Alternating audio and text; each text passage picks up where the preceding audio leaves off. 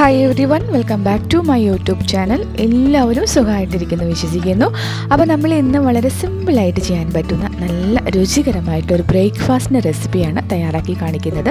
തലേ ദിവസം മാവൊന്നും തയ്യാറാക്കി വെച്ചിട്ടില്ല എങ്കിൽ, ബ്രേക്ക്ഫാസ്റ്റിനായിട്ട് നമ്മൾ മാവ് അരച്ച് വയ്ക്കുക അങ്ങനെ ഒന്നും ചെയ്തിട്ടില്ല എങ്കിൽ വളരെ ഈസി ആയിട്ട് ചെയ്യാൻ പറ്റുന്ന നല്ല രുചികരമായിട്ടുള്ളൊരു ബ്രേക്ക്ഫാസ്റ്റാണ് നമ്മൾ ഇന്ന് തയ്യാറാക്കി കാണിക്കുന്നത്. എല്ലാവർക്കും ഇഷ്ടപ്പെടും. എല്ലാവരും ഒന്ന് ട്രൈ ചെയ്ത് നോക്കണം. പെട്ടെന്ന് തന്നെ വീഡിയോയിലേക്ക് പോകാം. വീഡിയോ ഇഷ്ടപ്പെടുകയാണെങ്കിൽ സബ്സ്ക്രൈബ് ചെയ്യാനും ലൈക്ക് ചെയ്യാനും ഷെയർ ചെയ്യാനും കമൻറ്റ് ചെയ്യാനും ഒന്നും മറക്കരുത് കേട്ടോ. അപ്പോൾ ആരും ലൈക്കൊന്നും തരാറില്ല, ഒരു ലൈക്ക് തരാൻ വിട്ടു പോവല്ലേ. അപ്പോൾ നമുക്ക് സ്റ്റാർട്ട് ചെയ്താലോ. അപ്പോൾ നമ്മുടെ ബ്രേക്ക്ഫാസ്റ്റ് ദോശ തയ്യാറാക്കാനായിട്ട് ഞാനിവിടെ ഒരു മിക്സിയുടെ ജാർ എടുത്ത് വെച്ചിട്ടുണ്ട്. നമുക്കിതിലേക്ക് 1 കപ്പ് റവ ഇട്ട് കൊടുക്കാം. റവ നമ്മൾ വറുത്ത റവയോ വറുക്കാത്ത റവയോ ഏത് വേണമെങ്കിലും ഉപയോഗിക്കാം.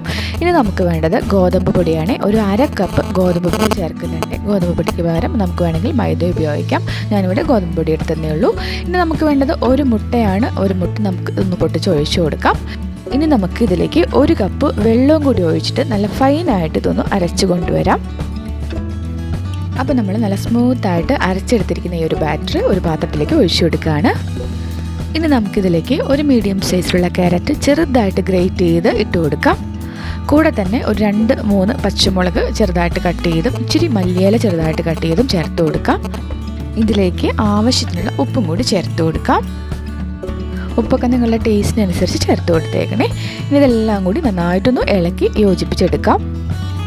തീരെ അങ്ങ് തിക്കായിട്ടുള്ളൊരു ബാറ്ററല്ല നമുക്ക് വേണ്ടത്.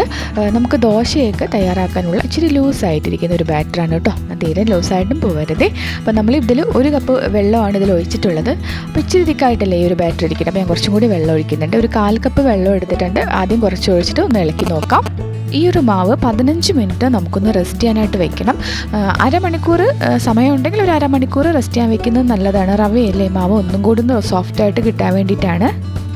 അപ്പം നമുക്ക് ഇപ്പം ഇളക്കി നോക്കിയപ്പോൾ ഇച്ചിരിയും കൂടി വെള്ളത്തിൻ്റെ കുറവുണ്ട്. കുറച്ച് തിക്കല്ലേ ഇരിക്കുന്നേ.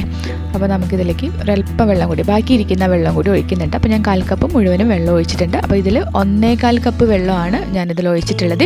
അപ്പോൾ നിങ്ങൾ മാവ് തയ്യാറാക്കുമ്പോൾ 1-2 സ്പൂണിൻ്റെയൊക്കെ വ്യത്യാസം വന്നേക്കാം. അപ്പോൾ നന്നായിട്ടൊന്ന് ഇളക്കി കൊടുത്തിട്ടുണ്ട്. അപ്പോൾ ഇത്രയും മതി. ഈ ഒരു മാവ് നമുക്കൊരു 15 മിനിറ്റ് റെസ്റ്റ് ചെയ്യാനായിട്ട് മാറ്റി വയ്ക്കാം. സമയമുണ്ടെങ്കിൽ നേരത്തെ പറഞ്ഞതുപോലെ ഒരു അരമണിക്കൂർ മാറ്റി വയ്ക്കണേ. അപ്പോൾ ആ മാവൊക്കെ നന്നായിട്ട് സോഫ്റ്റായിട്ട് കിട്ടും. ഇപ്പോൾ ഒരു 15 മിനിറ്റ് കഴിഞ്ഞിട്ടുണ്ട്. മാവ് നന്നായിട്ടൊന്ന് ഇളക്കി കൊടുത്ത് നമുക്ക് ദോശ ചുട്ടെടുക്കാം. ഈ സമയത്ത് മാവ് തിക്കായിട്ടാണ് ഇരിക്കുന്നതെങ്കിൽ 1-2 സ്പൂൺ വെള്ളം ഒഴിച്ചിട്ട് ഒന്ന് ലൂസാക്കി എടുത്തേക്കണേ. അപ്പോൾ ഞാൻ വേറെ വെള്ളമൊന്നും ഒഴിച്ചിട്ടില്ല. അപ്പോൾ ഞാനിവിടെ ഒരു ദോശക്കല്ല് ചൂടാവാനായിട്ട് വെച്ചിട്ടുണ്ടായിരുന്നു. ദോശക്കല്ല് നന്നായിട്ട് ചൂടായിട്ടുണ്ട്. ഇനി നമുക്കിതിലേക്ക് കുറച്ച് ഓയിലൊന്ന് ബ്രഷ് ചെയ്ത് കൊടുത്ത ശേഷം ഇതുപോലെ ഒരു തവി മാവ് ഒഴിച്ചിട്ട് നല്ല കനം കുറച്ചൊന്ന് പരത്തി കൊടുക്കാം. ഈ ഒരു ദോശ ഇച്ചിരി കനം കുറച്ച് പരത്തിയെടുക്കുന്നതാണ് ടേസ്റ്റായിട്ട് തോന്നിയിട്ടുള്ളത്. വളരെ തിക്കായിട്ടൊന്നും പരത്തരുത് കേട്ടോ. അപ്പോൾ ആ കനം കുറച്ചൊന്ന് പരത്തി എടുത്തിട്ടുണ്ട്. ഇനി ഈ ഒരു സൈഡ് ഒന്ന് ഡ്രൈ ആയി വന്നോട്ടെ. ഒരു ലോ മീഡിയം ഫ്ലെയിമിൽ ഇട്ട് കൊടുത്താൽ മതി. അപ്പോൾ മുകൾ ഭാഗമൊക്കെ ഒന്ന് ഡ്രൈ ആയി വന്നപ്പോൾ നമുക്ക് ഇതിൻ്റെ മുകളിലേക്ക് അല്പം നെയ്യ് ഒഴിച്ചിട്ട് ഇതൊന്ന് തിരിച്ചിട്ട് കൊടുക്കാം. നെയ്യ് ഓയിൽ ഏതായാലും കുഴപ്പമില്ല. ഇനി ഈ ഒരു സൈഡും കൂടി ഒന്ന് വെന്ത് വരണം.